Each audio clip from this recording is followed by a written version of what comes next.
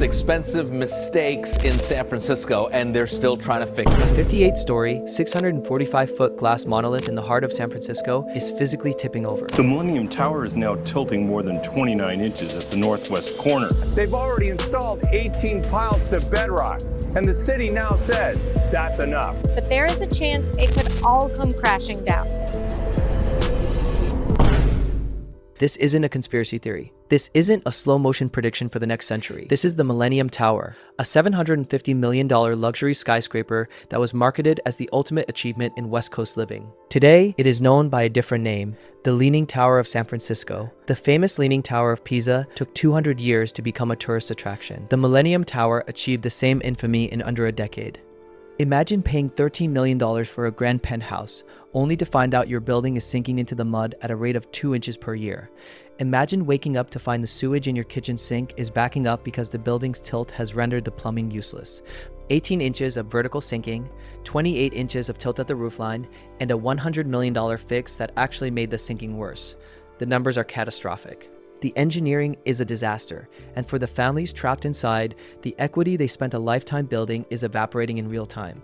This is the story of how a $750 million dream became a vertical graveyard for wealth, and why nobody, not the city, not the developers, and not the engineers, can seem to stop the slide. Let's look at the math, because the math is terrifying. The Millennium Tower opened in April 2009. By 2013, every one of its 400-plus units was sold, generating over $750 million in revenue. At the time, it was the tallest concrete building in San Francisco. It was a 58-story statement of power. But while the developers were counting their profits, the foundation was already failing. In 2015, the secret broke. The developers had to report to authorities that the building was sinking. By the time the public found out in 2016, the tower had already sunk 16 inches. The tilt was 6 inches. By 2018, it was 18 inches down and 14 inches sideways. As of January 2025, according to a progress report from lead engineer Ronald O. Hamburger, the tilt has reached a staggering 28 inches to the west and 12 inches to the north. Think about the physics of that. A 58-story concrete skyscraper, the heaviest residential building in the city, shifting over 2 feet off its axis. Engineers originally estimated the building would settle about 4 to 6 inches over its entire lifespan. It blew past that before it even opened. The sinking rate hit 2 inches per year, double what the experts predicted. How does a $350 million construction project fail this spectacularly? The answer lies in a critical design flaw that San Francisco leadership allowed to pass through the permitting process. This is the policy villain in our story. The foundation of the Millennium Tower consists of a 10-foot thick concrete mat, supported by 950 reinforced concrete piles. The foundation was designed by Treadwell and Rollo, the structure by DeSimone Consulting Engineers, and the building by Handel Architects, built by Webcore Builders. Here is the smoking gun. Those piles do not go to bedrock. They stop 130 feet short. Bedrock under the tower starts 220 feet below the street, but the developers chose to use friction piles that extend only 60 to 90 feet deep. In a city like San Francisco, which is built on a complex mix of landfill and seismic fault lines, standard practice for a building this tall is to anchor the foundation into the stone. But the San Francisco Department of Building Inspection didn't require it under the building code. The developers, Millennium Partners, saw a loophole and they took it. They saved millions on construction by stopping the piles in the Young Bay mud, a soft, organic, rich clay that is essentially a vertical swamp. While the neighboring Salesforce Tower anchored its 42 piles 318 feet deep into bedrock, more than 3 times deeper than Millennium Tower's foundation. The Millennium Tower was essentially built on a giant concrete raft sitting on top of wet jelly. Salesforce Tower has 0 settlement issues. The building is literally squishing the earth beneath it. Most comparable buildings apply 2,000 to 3,000 pounds per square foot of pressure on the soil. The Millennium Tower applied 15,000 pounds. That is 7.5 times more pressure than its peers. When the crisis became public, the blame game was immediate. Millennium Partners founding partner Christopher Jeffries pointed the finger at the Trans-Bay Joint Powers Authority, which was building the massive transit center next door. Jeffries alleged that the transit center's construction dewatered the site, dropping the groundwater level beneath the tower by 20 feet. He claimed this sucked the soil out from under them. The transit authority fired back, pointing out that the tower had already sunk 8 inches before the building even opened, and years before they started digging their hole. It was a billionaire's legal war while the building continued to tip. And the people caught in the crossfire, the homeowners who were promised the pinnacle of San Francisco luxury. The building's problems came under renewed scrutiny after the deadly Champlain Towers South collapse in Surfside, Florida in June 2021. The human cost of this negligence is staggering. We aren't just talking about empty corporate offices, we are talking about homes. More than 200 homeowners filed a massive class action lawsuit in February 2017. One resident, Sandra Robbins, told the media, "I know people are very, very concerned. We still enjoy living here, but we have hope they'll fix it." But hope doesn't pay the mortgage when your asset value is cratering. Take Joe Montana, the legendary 49ers quarterback. He purchased Unit 41C for $2.7 million. By 2017, he was filing a lawsuit against the developers, alleging his unit was uninhabitable, unmarketable, and valueless.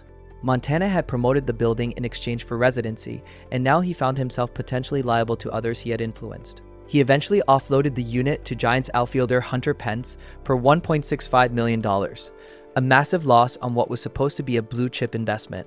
It isn't just a psychological toll of living in a leaning building, it is the physical breakdown of the structure. Cracks have appeared in the basement levels. The pavement surrounding the tower is buckling and cracking as the building pulls away from the sidewalk.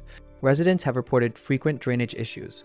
When a building tilts 28 inches, the pipes can't maintain the necessary gravity flow.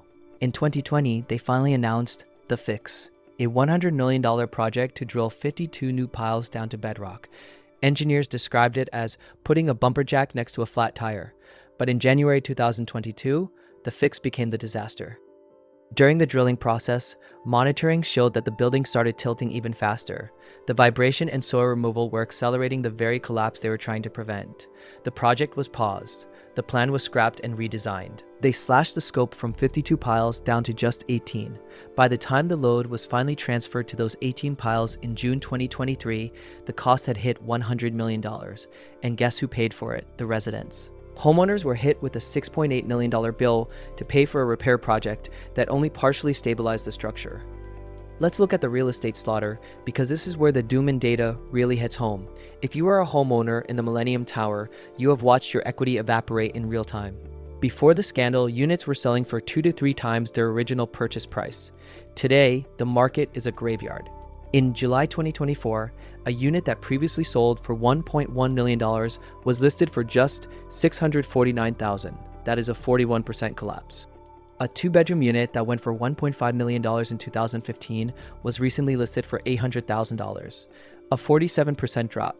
In 2000-2005, one resident sat on the market for 275 days before finally selling for $190,000, under the already depressed asking price. Then there is the Grand Penthouse, a 5,000 square foot masterpiece on the 60th floor. In 2003, it was listed for $14 million. In January 2025, it finally sold for $9 million. The selling agent, Greg Lynn, tried to spin this as good news and a harbinger of revitalization. But let's look at the numbers. $9 million for a penthouse that was valued at $14 million just 2 years prior is not a victory. It is a 35% loss on a trophy asset. The broader implications for San Francisco are even more concerning. The Millennium Tower has become a symbol of a city in a death spiral. Downtown San Francisco is already reeling from a 25% office vacancy rate. When the most famous luxury tower in the city is physically falling over, it sends a clear signal to global capital: stay away. The city's taxpayers are already on the hook.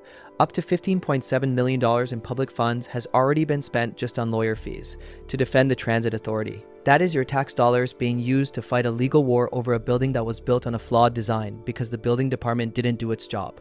Supervisor Aaron Peskin held 6 hearings at City Hall trying to get answers. He described the process as extremely frustrating, claiming he couldn't get straight information from the building department, the developers, or the engineers. Stanford professor Gregory Dyerline led the city's engineering review team. This is systemic failure from the top down. As of February 2026, the engineering team claims the fix is successful. They say the 18 new piles have shifted 18 million pounds of weight off the existing foundation and onto the bedrock. They recovered half an inch of the tilt during the initial jacking. They predict the building will slowly right itself by about 4 inches over the next 40 years. But 40 years is a lifetime in real estate. Who wants to buy a condo that might stand up straight by the year 2066? The stigma persists. The market uncertainty is baked into the concrete. As of today, there are only 2 units even listed for sale in the entire building. The owners are trapped. They can't sell, and they can't afford the massive HOA fees and assessments required to keep the building from sinking further.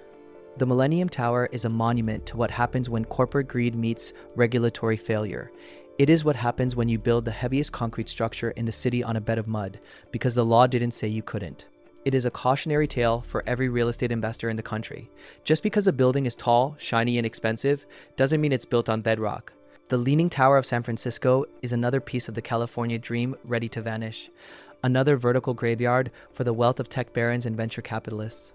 Across America, mayors and governors are watching this disaster, and they are preparing their pitches to lure that fleeing capital to states where the ground is solid and the regulations are sane.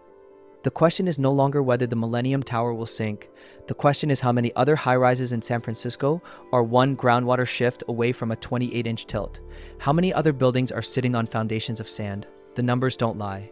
132,000 people left Illinois in 2023. 239,000 more left California. And the Millennium Tower is the physical manifestation of that exodus. It is a 645-foot warning sign, tilting at the very people who are supposed to lead the city into the future. What happens to a city when its most iconic luxury project becomes its biggest liability? What happens to the tax base when units lose 50% of their value in a decade? The multiplier effect is brutal. The restaurants, the wine bars, the health spas that depended on the Millennium Tower's residents are all feeling the contraction. The San Francisco royalty is looking for the exits. December 2025 in San Francisco, California. The luxury real estate capital of the West has a building that is the laughingstock of the engineering world. Inventory is sitting, prices are down 40%, maintenance costs are exploding, and the golden dream is crashing back to earth. Each month brings more monitoring reports, more price cuts, and more desperate sellers. The paradise that the tech boom bid to the moon is settling back into the mud, and there is no rescue coming. The correction is not coming. The collapse is already here. If you are a homeowner, a buyer, or an investor, the lesson is clear. Verify the foundation. Don't trust the Zestimate. Don't trust the glossy brochures. And certainly, don't trust a city government that allows a skyscraper to be built on sand. The Leaning Tower is a 645-foot warning sign, and it's tilting right at you.